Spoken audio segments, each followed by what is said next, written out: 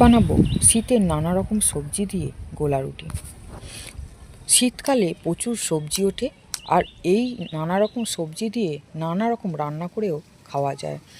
আমি গোলা রুটির জন্য কি কি সবজি নিলাম সেটা একটু দেখিয়ে দিই। একটা বিট, একটা গাজর, 150 গ্রামের মতো বিনস, একটা বড় ক্যাপসিকামের অর্ধেক, একটা আলু, 1 বাটি ধনে পাতা কুচি, একটা টমেটো। সমস্ত কিছু একদম সরু সরু করে কেটে নেব, যতটা পারবো সরু করে কেটে নেব। এর সঙ্গে দিয়েছি 2টো পেঁয়াজ কলি আর 4টে কাঁচা লঙ্কা, আর 2টো বড় সাইজের পেঁয়াজকে লম্বা লম্বা করে সরু করে কেটে নিয়েছি। সব কিছুতে ভালো করে লবণ মাখিয়ে আধ ঘন্টার মতো রেখে দেব। 500 গ্রাম ময়দা নিয়েছি, তাতে 2টো ডিম ভেঙে দিয়ে দেব। অল্প একটু লবণ দেব, যেহেতু সবজিতে লবণ দিয়েছি এই জন্য অল্প একটু ময়দাতে লবণ দেব। 2 টেবিল চামচ চিনি দিয়ে দেব, আর 1 টেবিল চামচ কসুরি মেথি দিয়ে দেব। দিয়ে ভালো করে জল দিয়ে একটা ব্যাটার বানিয়ে নেব। যেইভাবে চপ বা বেগুনি ভাজলে ব্যাটার করে ওই রকমই একটা ব্যাটার করে নেব।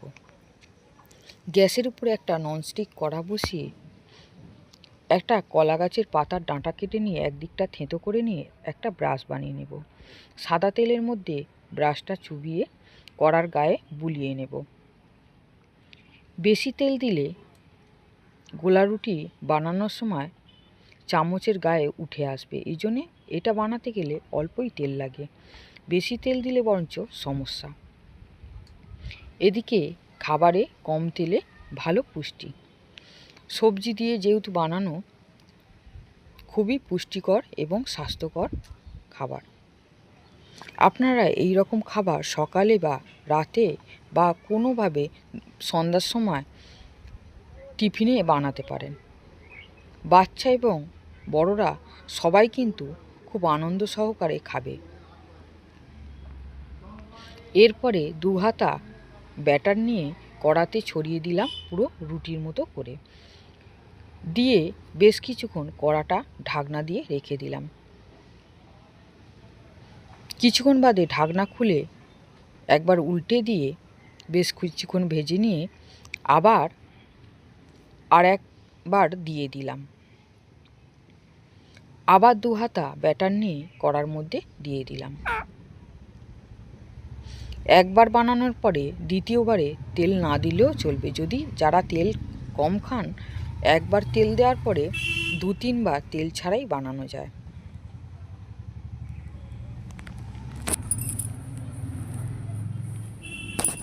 এইভাবে সমস্ত গোলা রুটি বানিয়ে নেব। আমার গোলা রুটি বানানো যদি ভালো লাগে, আমার চ্যানেলে একটা সাবস্ক্রাইব করে দেবেন, লাইক করবেন, কমেন্ট করে জানাবেন কেমন লাগলো সবজি দিয়ে গোলা রুটির রেসিপি।